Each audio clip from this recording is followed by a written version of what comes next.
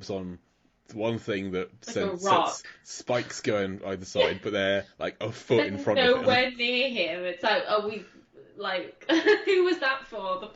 The people in front? Yeah. It's the same with an axe that swings down later on. Very poorly booby-trapped. Oh, dear. Yep.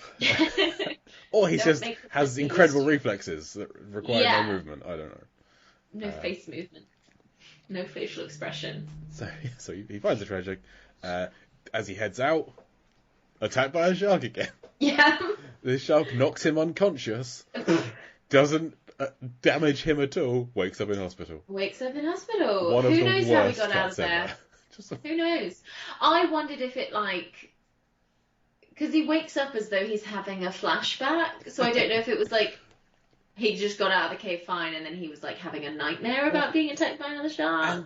During the nightmare, so lazy. Well, in the nightmare flashback he's having, the shark is attacking him or someone, and a leg is separated from a body, drifts down to the ocean floor, and he wakes up. He's covered by a sheet, and I'm thinking, is the main character lost a leg? Yeah, have they gone there? No. That's someone else. He's fine. He walks out of there unharmed, unbandaged. Somehow. And Laura's there to reiterate that you're fine. It's all good. We're fine.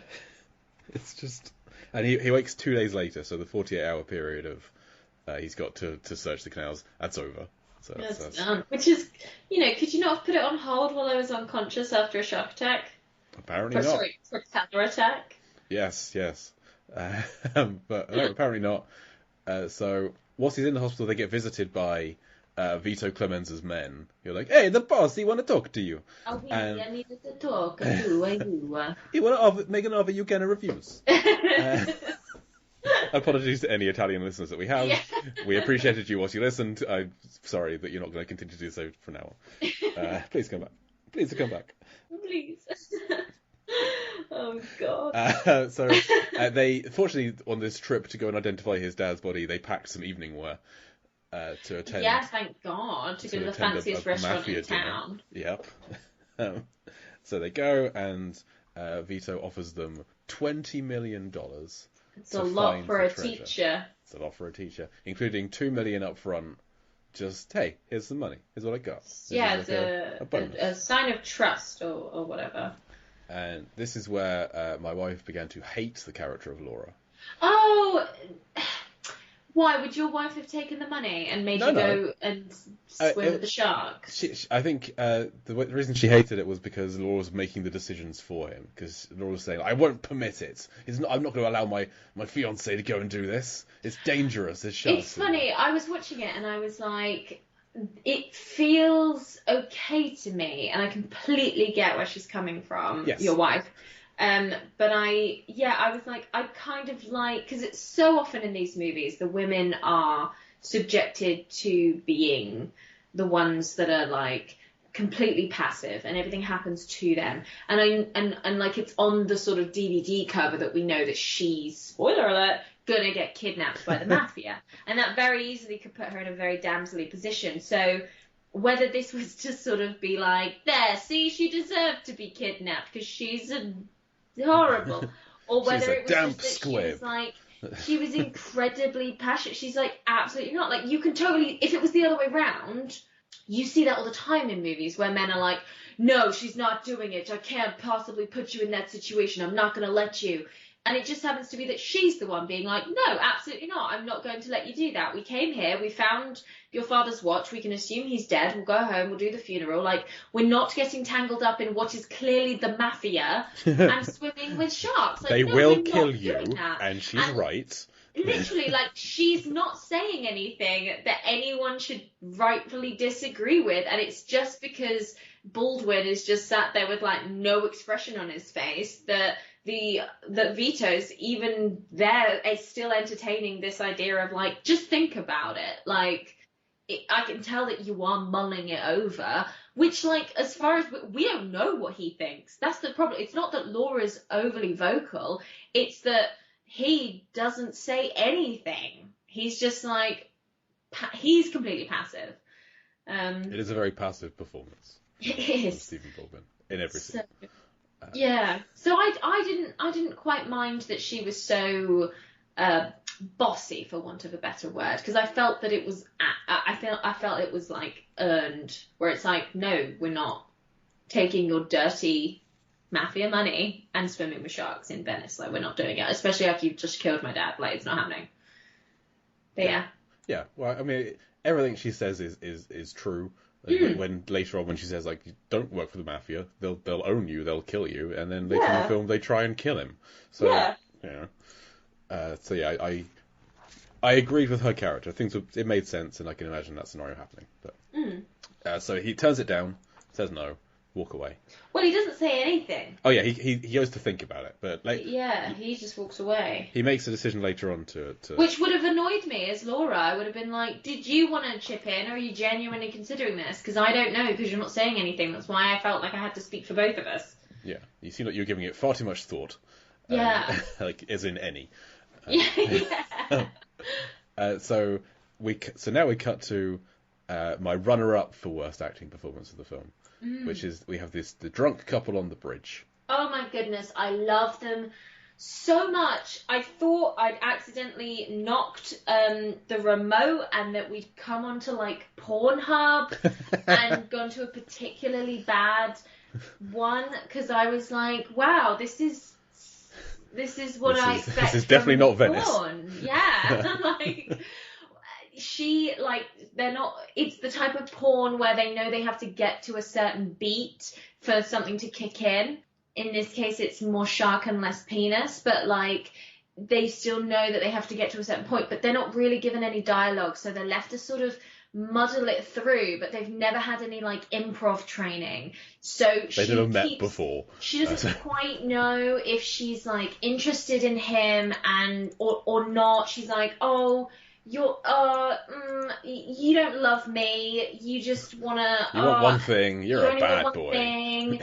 And then she keeps going to kiss him, and then like pushing really him away. Really awkwardly pushing him away. And then he like doesn't know what to do, so he's just playing around with the wine bottle that's clearly empty that he's been given as a prop. And then she sort of tries to take that as a lead to be like, trying to get me drunk. Yeah. And it's so bad, it's impressive. Like, I don't know that if I was purposely trying to be that bad, I would be that good at being that bad. So it's so good. And you know they're on the edge of the water, and he does this thing where he like leans over the bridge. Cut to sharks POV. Yes, give it to me, give it to me, because every time you watch a shark movie now, you can't help but think of Mega Shark versus Giant Octopus, which has one of the greatest shark bridge scenes of all time. And do you know what I'm referring to? When I haven't seen. Oh my goodness, the guy's in the plane, and he leans out of the plane window, and he exclaims, because the shark has managed to yeet its way out of the water past, I believe, the San Franciscan Bridge, and gets the airplane. Wait, can you yeet yourself? I thought yeet was throwing. Yeah, you throw yourself into the air. That's okay. That's all. I mean, it's jumping, but okay.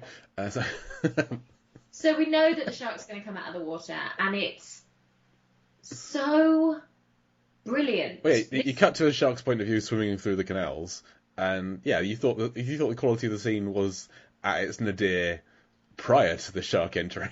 Yeah, and then like the water becomes CGI. Everything. Like the guy becomes CGI. It's so good. I loved it. I think I rewound it and watched it again. Like Same. I watched that 3 times. Brilliant.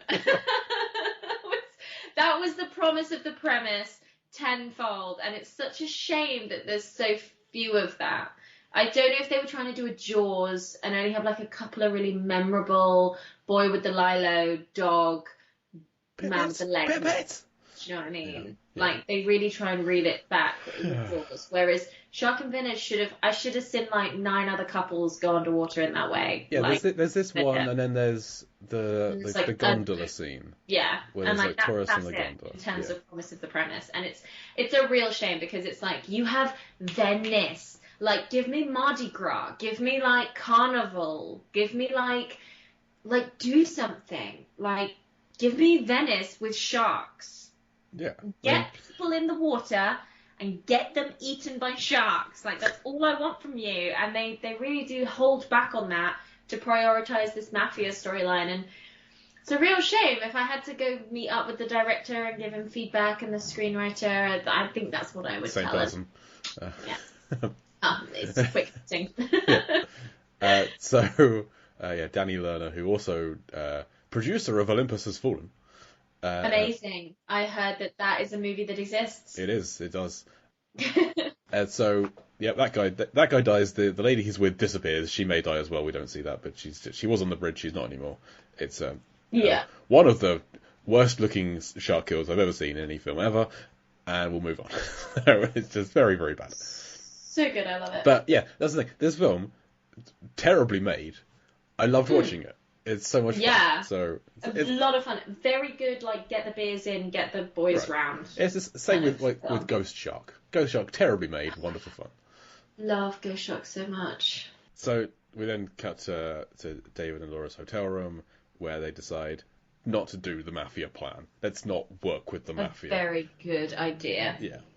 That's and they're going to do a bit of sightseeing and then go home. Yep. And so then we go to the sightseeing scene, which is the one... Another great scene. This is the scene that Mark has mentioned to me in the past.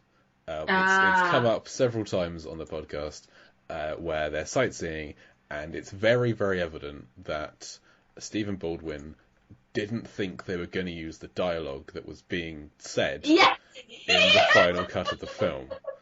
Because he's like pointing out various landmarks. Like, there's that kind of tower over there, some other things over here, and at one point he goes, some other beautiful things, just indicating. And I had to go back and put the subtitles on just to check that that's what they think he said. And yes, that is exactly what they meant him to say. Ceramic horses, you love them. Go and have a look at them. So this is a scene. We'll ADR this in post. No, evidently not.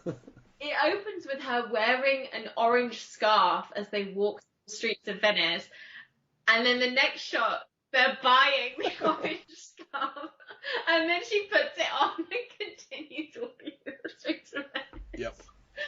And he's like, and like this medieval expert doesn't know what like St. Mark's Tower is in Venice or whatever it is that he's pointing out and being like, look, a thing. Like, and it is genuinely look a thing. Some other beautiful things. Wow. You've got the like dodgy mafia looking man that we zoomed in on in the last scene, so we remembered his face in like normal tourist clothes, but with like a huge walkie-talkie as he's like leaning against pillars and being like, they're walking down the street, I'll follow them, I'll try not to lose them. So it looks vaguely subtle, but then the actual kidnap comes from a place of the boat docks and a million men in black get out and everybody just watches them go past like, that's super sus. And I thought literally they split up for 2 seconds. Yeah, they're like at opposite stools. He looks at one, she looks at one directly behind him, and that's enough. Look at ceramic horses. And then I thought they would just come and like sweep her away like subtly because, you know, they're like the mafia and they don't want to get caught. Oh no. No.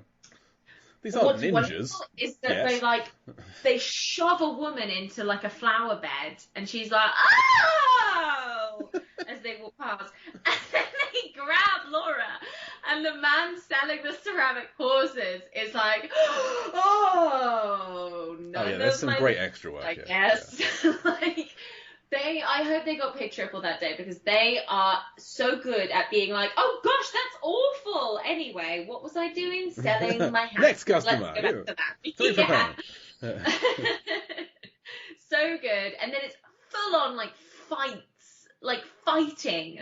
Like there's lots of kicking into the stomach and guns all over the place and like just very intense kidnapping scene. Big fan. Stephen Baldwin reminds me of a guy who is always like breathing in as he's like holding in. I'm a larger man. I'm not averse to doing this myself, but I'm not starring in films. So I feel like he's always like kind of clenching a little bit as he's walking around to try and look a little bit better. And he's got this kind of blue-grey long-sleeve t-shirt on to hide his many arm tattoos that Stephen Baldwin has. One of which, I don't know if you know, he has the initials HM tattooed on his arm. for Hannah Montana. Because